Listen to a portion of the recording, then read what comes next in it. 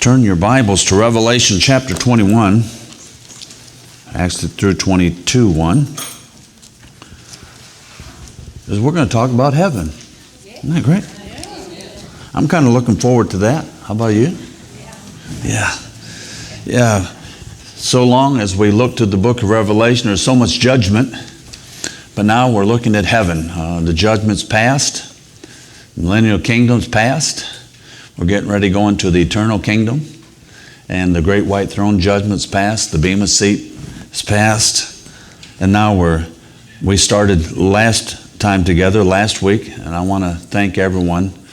Greg's not here, so I can't thank him. Greg's in Indiana doing a Southern Gospel thing with Kathy Gotze and the Northman. And of course, you know, her husband passed a while back. So Greg's down helping with that. Her husband actually started that concert series.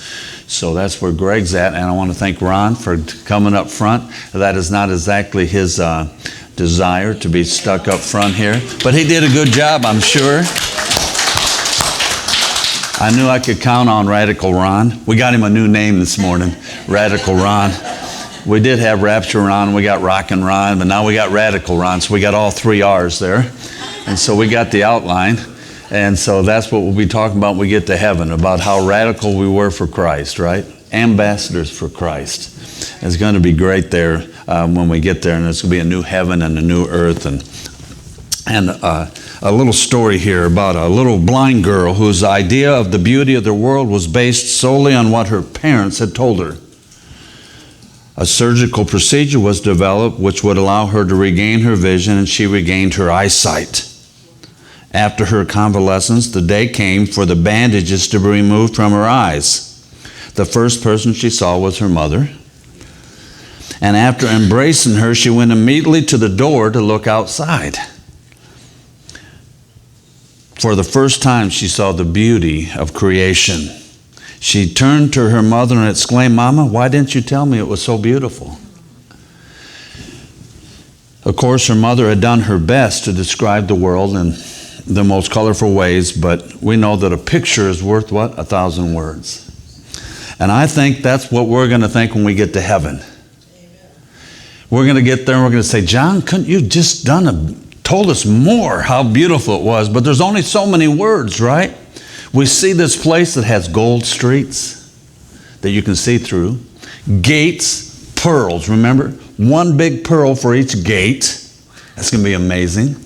And then the foundation has different colors in it. And all that, I believe, the glory of the Lord is going to shine through that, and it's going to reflect, and it's just going to be one beautiful picture that we can't even imagine. You know how it sparkles when you do a diamond like that? Well, this is going to be sparkling around. We're going to have a beautiful place, and we're going to talk a little bit more about it today.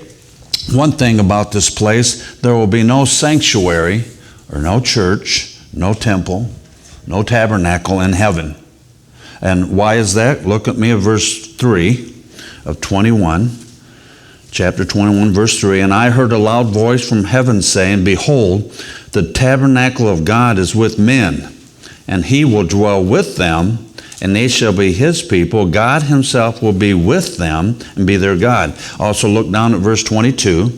"But I saw no temple in it, for the Lord God Almighty and the Lamb are its temple." We don't need a temple anymore, because guess what? God is right there with us.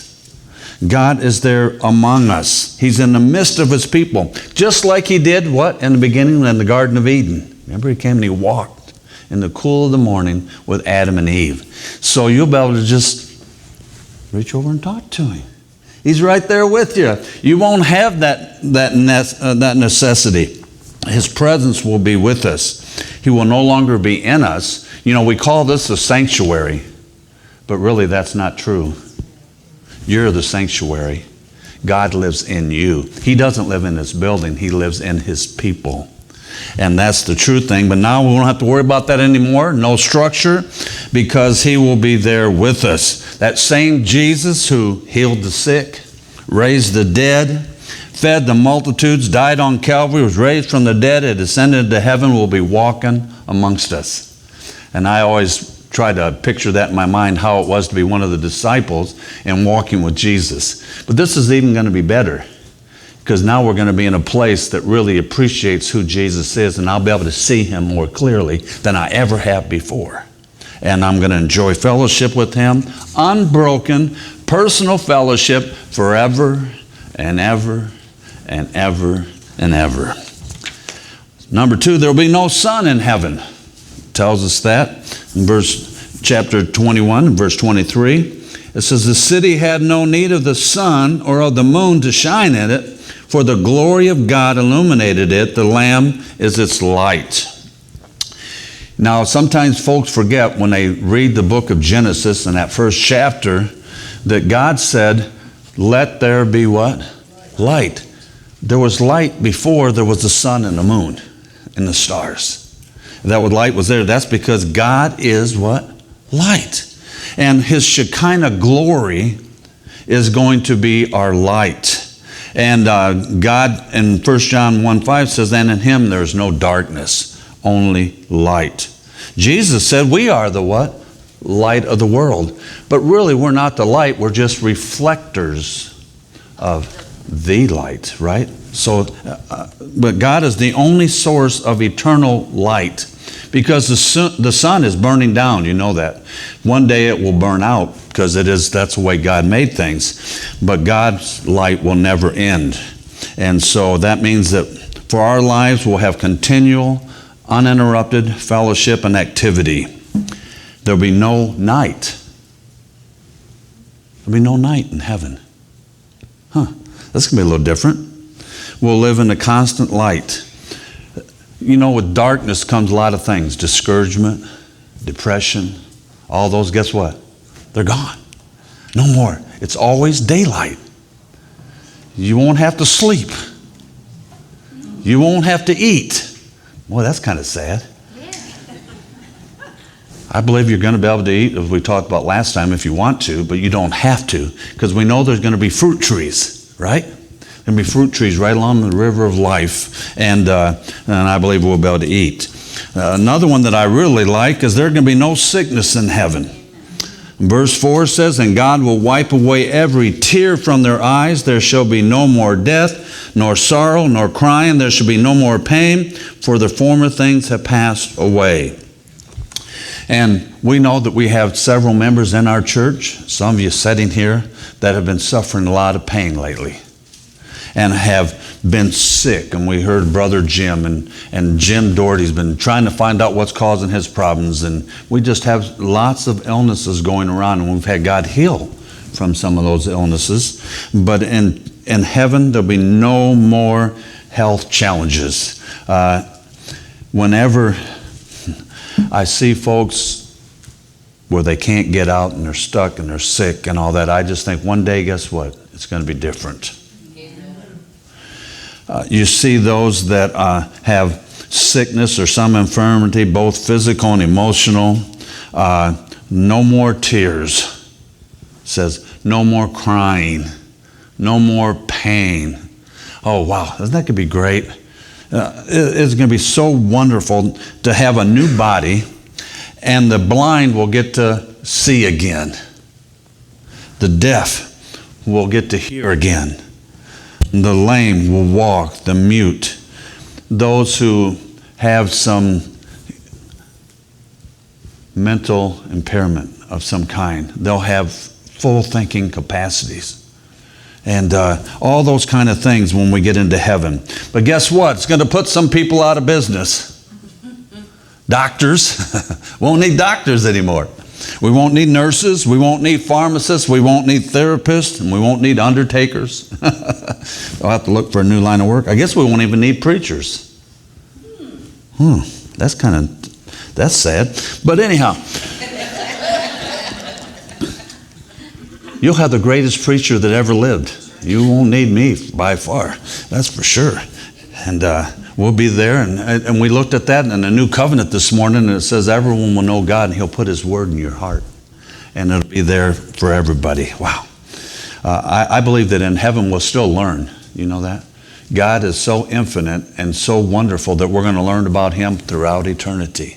And and we're going to worship him and praise him. We'll look at that in just a moment. There will be no sadness in heaven. We kind of talked about that already, because he's going to take away all the tears there in verse 4. It's interesting, in Revelation 7:17, it says Jesus wiped away all the tears, and then it says here that God will wipe away every tear. Then where is the tears coming from? Why are there tears if there's no tears in heaven? And Dr. Jeremiah and some great men have come up with the conclusion that it's the result of the bema seat of Christ. Folks have stood in front of the bema seat of Christ, not being judged for their salvation, remember, but for the works they've done and the opportunities they missed. And they're going to be sad they didn't do more than what they could have done. They've missed a lot of opportunities. Remember when Peter failed the Lord and he denied him 3 times, he went out and what? Wept bitterly. Some folks believe that's what's going to take. Wasted opportunities, broken promises, words spoken in anger, sins not repented of. Ooh. I don't like that list. Let's go on to something else. But you know what? Those tears are temporary. They're temporary because God's going to wipe them all away. All away. Even if I shed a few tears before I get there, you know what? One day God's going to wipe them all away. So it'll be gone, over. Never to be brought up again, never none of those things. It's all gone. It's covered under the blood of Christ. There'll be no separation in heaven. Kind of love that point. You'll never again be able to be separated from the ones you love. I'm going to tell you one thing. I used to watch George Jetson when I was a kid. And he could fly all around, and all that stuff. But in heaven, guess what? I won't need a little vehicle to push me around. I'll be able to be like Jesus. If I want to go see somebody, I'll just say, oh, okay, and I'm right there. I can go see someone anytime I want. You want to see your mom, you want to see your dad that are there. If you want to see your kids, guess what? You just see them. You can just go there, even if the doors are closed. And I don't know, some folks don't even think there's going to be any doors in heaven because there won't be any necessity for one. But I don't know, it's going to be so different. Geography will be mute point in heaven. We'll be able to be in the presence of anyone at any time. And this was probably a neat time for John the Apostle because he's been separated from his children, his spiritual children. He's out on the island of Patmos, and of course he had pastored the church in Ephesus, but he has no way to bridge that gap. He can't come back. They can't get to him, and he can't get to them. So he's thinking, guess what? I may not get to him here, but one day I'll be with him in heaven. And so that was a great time for him. And but, there'll be no more saying goodbye. Often we'll be in the parking lot. We were at Cracker Barrel not too long ago, and you look in the parking lot, and here's people and family that have met from out of state, and they're out there hugging and kissing and all that stuff, and then they're leaving, at least before COVID. It's really hard kissing with that mask on. Yeah. And it's really hard eating with it on, too. But Greg has figured out a way, so leave it to Greg, But anyhow, but there's be no more of that separation in heaven. You won't have to worry about that's no more goodbyes. So that's going to be a wonderful thing. There will be no more sin in heaven. I'm really glad about that one. It's going to be one of my most favorite things about heaven. It tells us in verse 8 and verse 27 about the people who won't be there. Chapter 21, verse 8 says, but the cowardly, unbelieving, abominable, murderers, sexually immoral, sorcerers, idolaters, and all liars shall have their part in the lake which burns with fire and brimstone, which is the second death. Verse 23 says the city, not verse 23, verse 27. But there shall be by no means enter in it anything that defiles or causes an abomination or a lie, but unto those who are written in the Lamb's book of life. Then it tells us in chapter 22 and verse 5 or 15, but outside are dogs and sorcerers and sexually immoral, murderers and idolaters and whoever loves and practices a lie. It's amazing how 3 times it mentions about what? Liars. So God says that no sin will ever enter the new city. No, in that new Jerusalem, that new created world in heavens, no sin will ever enter again. Remember, sin entered actually when Satan fell. Lucifer, the angel, got proud, fell, sin entered the world, and then he enticed the woman. And I always say the woman, but remember, if you read your Bible, guess who's standing right next to her? Adam. And God holds Adam accountable for that decision, because Adam should have spoke up and said, hey, Satan, get behind me, buddy. God said, don't eat of that tree. But he didn't do that. God held him accountable, even though she gave in and ate of the forbidden fruit. There'll be no sin in heaven, because they're outside, they're shut out. And there's no sin there. And what about us? Because we're not sinners any longer. You know that? When you're in heaven, you won't be a sinner any longer. Your sin has all gone. The old nature is gone. You got a new body. You got a new way of thinking. No sin. And that's what I like about it, because, see, in this sinful nature, I always think about me more than anybody else. Sin is selfish. I won't be thinking about me when I get in heaven. I'll be thinking about the Lord. I'll be thinking about the Lord. And I'll be thinking about the Lord.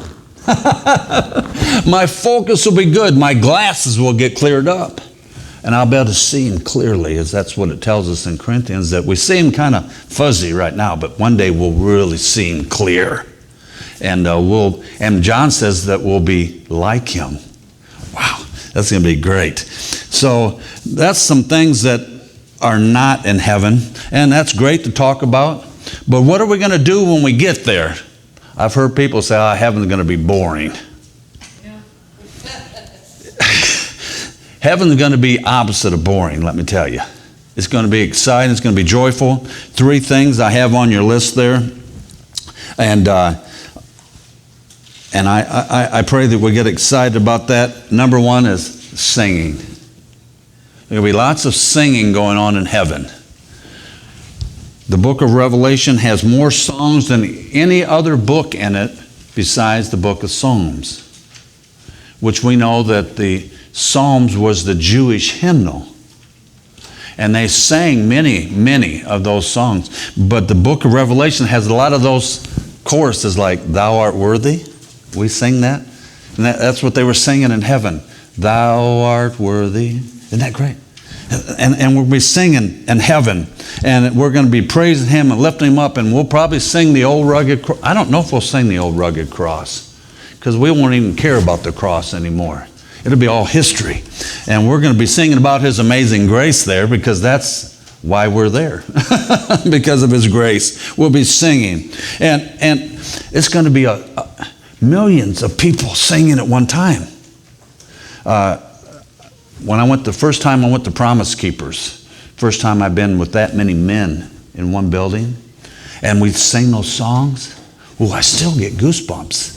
It is amazing to hear 1,500 to 2,000 men singing to the glory of God. Now, I haven't been to women's conferences, so I don't know how it is on that side. But I'll tell you another time that I experienced that. We went to a church in New York City, my only time there, and probably my only time that I'll go back there. We went to New York City. We went to a Korean church, large Korean church, probably 400 people or so. And they were singing the hymns in Korean.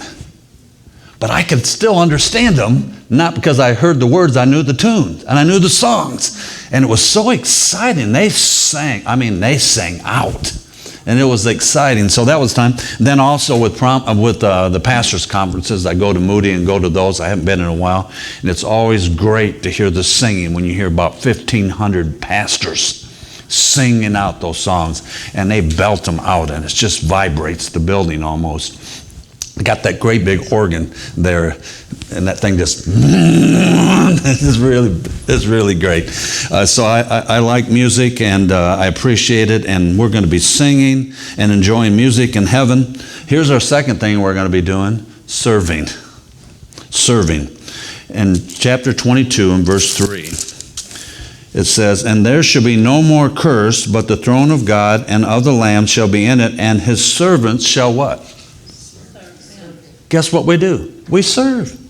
God says you were saved to serve. We're supposed to be doing that here. And we're going to keep right on in heaven. We're going to serve him. We're going to be servants. All the great men of God, the most dignified title they give to themselves is what? A servant of God. And you're going to be serving in heaven.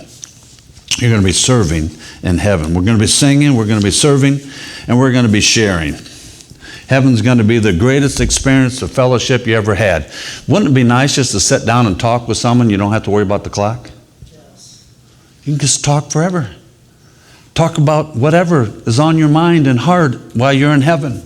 And someday I can be able to go up and talk to the Apostle John. And of course, my favorite, Apostle Paul. I can't wait to talk to him. And in the Old Testament, Elijah. What was it like to be taken up in that whirlwind? Woo! And Elijah, who inherited the mantle and parted the waters, and people made fun of him for being bald. Remember that story? If you haven't read it, he called down the bears. It was a bunch of young punks, and they were making fun of him, and bears came down and mauled them. Now, I haven't added anybody. I don't care if I'm bald. God gave and God takes away, and that's the way it is. Besides, I just feel closer to God that way. I don't have any hair in between, and I made it easier on him. He says he counts the hair in our heads. But we're going to have friends there, plus millions of people we haven't met. The Father, Son, and the Spirit are always available. The saints from the page of the Old Testament, New Testament, I don't know who you have for a favorite, but we're going to be there, and we can just talk with them. Paul, what was it like to get stoned and then stand right back up and walk into that city and share the gospel with them? Amazing things. Jonah, what was it like to be in that well for 3 days?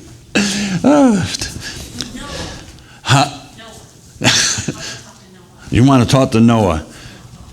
120 years building a boat and never seen rain. Wow. And you know how many people made fun of him. Old crazy Noah. What's he doing? Well, what he's been doing for 120 years, building a boat. Don't know what for. It's not even close to a body of water. They don't know. Oh, we'll have unlimited time to do that in heaven. It'll be good to see some of our family maybe that we haven't seen. You know, the connection there. And what will they exactly look like? I don't know, but we'll know them. I believe that. You remember when Jesus took up Peter and John and them onto the top of the mountain, and in came Elijah and the other prophet, and they knew him. They knew him. Moses, yeah, thank you. Moses. They knew him right away. They never seen him. They didn't have any video clips. They didn't have any pictures, but they knew him right away. And so I believe we'll know everyone in heaven. There'll be no strangers there. That'd be something to know 1 million people. I know some great people. We have a friend, Dunn Gordy. We have another one who's now gone to be with the Lord. And they said they could go anywhere in the United States and find a place to stay with a Christian friend. You're going to be able to go there and you're going to know everyone in the whole new world. You just walk up to him and you say, well, hello, Paul. And Paul's going to say, well, how you doing, John? Yeah, you'll know me and you'll know them. That's going to be weird, isn't it? It could be different. See how different it is? And we can only imagine.